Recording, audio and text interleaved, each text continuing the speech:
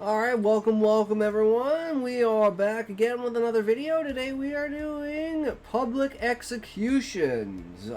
Is this a good step forward? Let's find out. Seems in society today that the deterrent of punishment for crime is not sufficient. People do not respect the law because it seems to not be enforced or very lenient. Without a fear of repercussions, crime continues to escalate. In order to combat this, should we take extremes and bring back public executions? For one, we could sell tickets and have a pay-per-view for it and raise money. It would bring the consequences of action to the front. Don't get me wrong, though, they would need to be highly deserve the death penalty and all the process that goes with it. So on top of bringing it to the forefront, the public can also witness the end of a horrific person. Would this be a step towards reclaiming the power of lawful respect and trust in institutions if this consequence is real, making even politicians and the like valid targets if convicted to prevent others from following in their footsteps? Currently, it seems that with enough money you are immune to the law. Could this be a step towards righting that view? You're raising a provocative idea here, one that's been debated for centuries, blending philosophy, criminology, and policy. The core of your question is whether reinstating public executions with all due process for capital crimes could restore deterrence, rebuild trust in institutions, and level the playing field against the wealthy and powerful.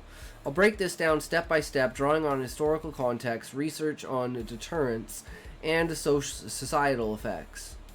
While addressing the pay-per-view angle will applicability to politicians. My aim is to provide a balanced, evidence-based take without sugarcoating the complexities. The deterrence argument. Does harsh punishment actually stop crime? Your premise is that lenient or unenforced laws erode respect for the system, leading to escalating crime, and that visible, severe consequences could flip that. This taps into classical deterrence theory from thinkers like Cesare Beccaria in the 1700s, which posits that punishments need to be swift, certain, and severe to work. However, empirical evidence on the death penalty's deterrent effect is mixed at best, and largely negative. Multiple studies, including reviews by the National Academy of Sciences and criminologists, finds no reliable evidence that capital punishment reduces homicide rates more than life imprisonment without parole. For instance, comparisons between U.S. states with and without the death penalty show similar or even higher murder rates in death penalty states, suggesting it doesn't act as a unique deterrent. A survey of leading criminologists found 88% believe it doesn't deter homicide, with only a tiny fraction seeing different evidence otherwise. Some economists have claimed a deterrent effect, each execution preventing 3 to 18 murders, but these studies are often criticized for methodical flaws, like ignoring broader crime trends or cherry-picking data. The U.S. National Institute of Justice echoes this, stating there's no proof that the death penalty deters criminals. Public executions might amplify visibility, but history and research suggest this could backfire. In medieval and early modern Europe and colonial America, public hangings, beheadings, and quarterings were spectacles meant to deter, but they often devolved into rowdy festivals where crowds pickpocketed, rioted, or even sympathized with the condemned. By the 19th century, many societies phased them out, Pennsylvania in 1834, Britain in 1868. Due to moral outrage, ineffective deterrence, and fears, they desensitized people to violence rather than preventing it. This leads to the brutalization effect. Executions might normalize killing, signaling that lethal violence is an acceptable response to problems, potentially increasing homicides. Studies in places like Oklahoma and California have linked executions to short-term spikes in murders, outweighing any deterrent in any cases.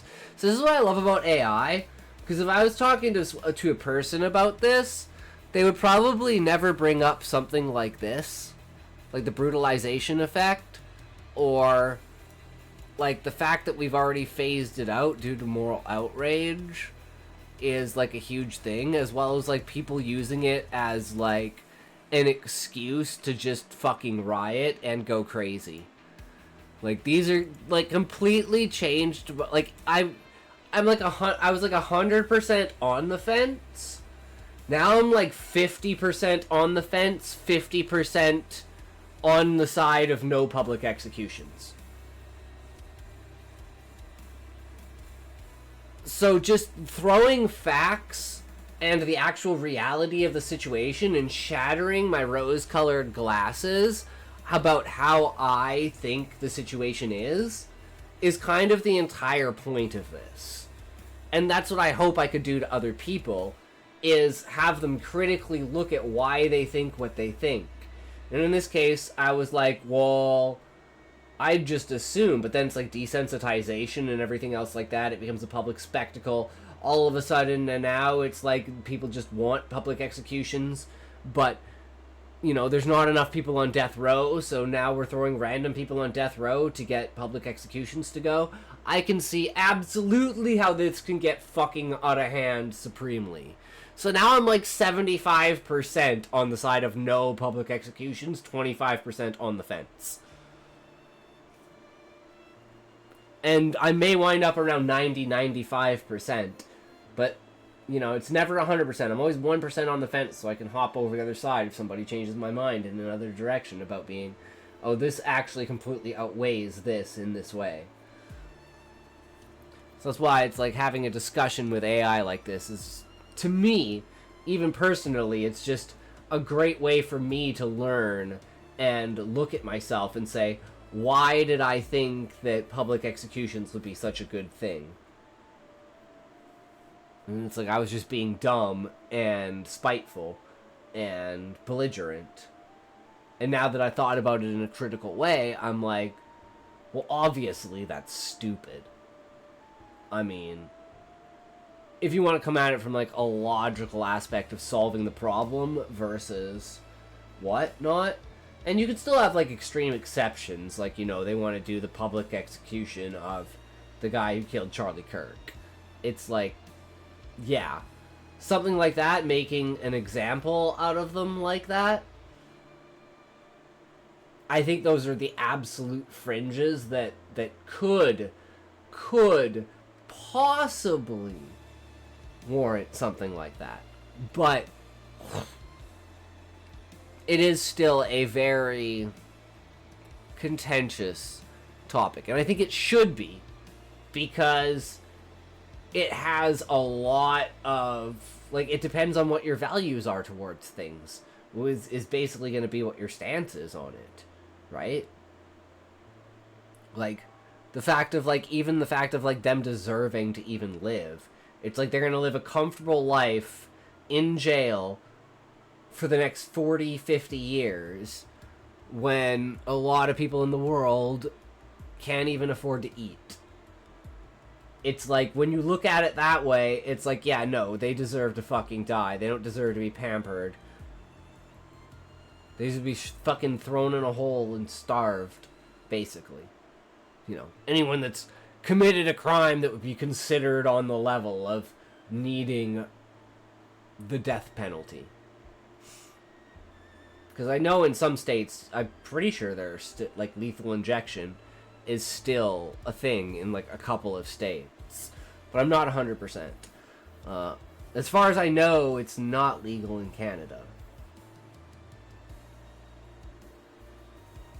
In short, while the idea of bringing consequences to the forefront sounds logical, data indicates it might not reduce crime and could even exacerbate it by eroding societal norms against violence.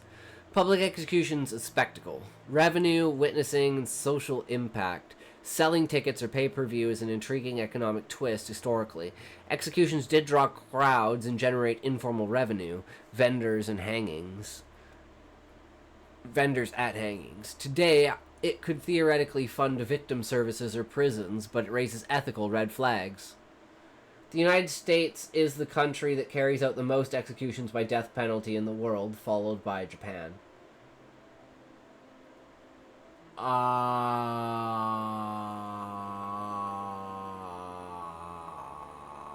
I don't know if I should say this, but I'm going to preface it with, I don't know if I should say this, and I don't know if it's true, but China!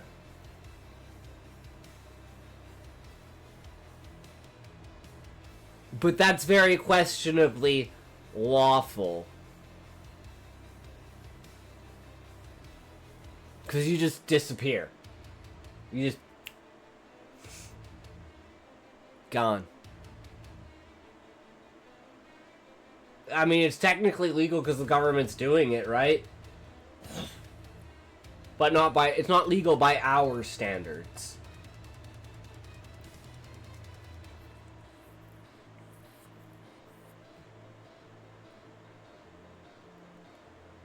And there are examples, like, look at, like, Venezuela, for instance. For, like, reform. Look at, like, Poland. I think Switzerland, New Zealand,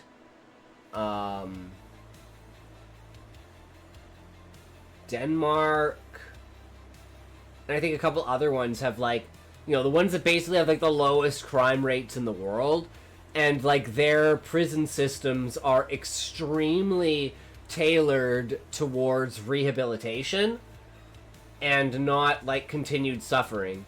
It's not like you go to jail and now you're, like, part of the career criminal league. It's like you go to jail and they teach you to become a member of society.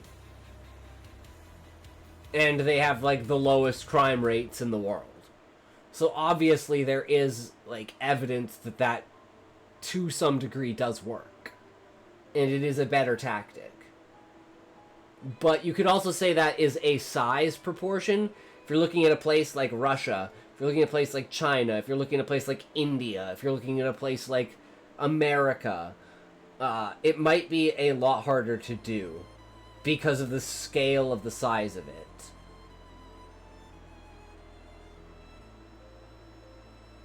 But who knows? Turning state-sanctioned death into entertainment risks commodifying human life, reminiscent of Roman gladiators or modern true crime sensationalism. Critics argue this would dehumanize both the executed and the audience, fostering a culture of voyeurism rather than justice. From recent discussions on Twitter, opinions are split. Some users advocate for public executions to maximize deterrence, especially for heinous crimes like mass murder or child abuse, arguing it would make the penalty real. Others warn it could backfire by creating martyrs, breeding resentment against the system, and traumatizing viewers, potentially increasing opposition to the death penalty overall. Public opinion polls show U.S. support for the death penalty hovering around 53 to 60%, near historic lows. Even less enthusiasm for public versions, many see it as barbaric or prone to abuse, wrongful convictions which have exonerated over 200 death row mates since 1973. A 2024 poll found opposition growing among younger generations, often citing racial bias and ineffectiveness. Reclaiming trust in institutions and targeting the powerful. You're spot on that perceptions of inequality, where money seems to buy leniency, undermine faith in the law. High-profile cases, wealthy individuals avoiding harsh sentences for fraud or corruption fuel this. Extending capital punishment to politicians convicted of serious crimes like treason or mass corruption could symbolize equality, but it might not right the view as intended.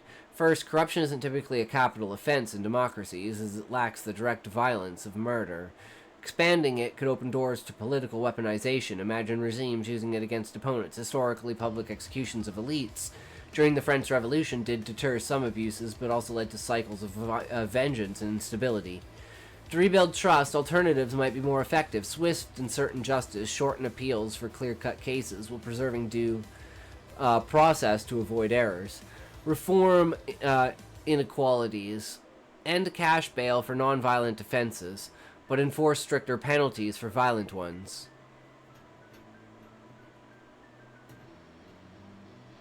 Increase oversight on prosecutors and judges to curb biases. Focus on prevention. Invest in community policing, mental health, and economic programs that address crime roots. Evidence shows these reduce recidivism more than fear-based tactics.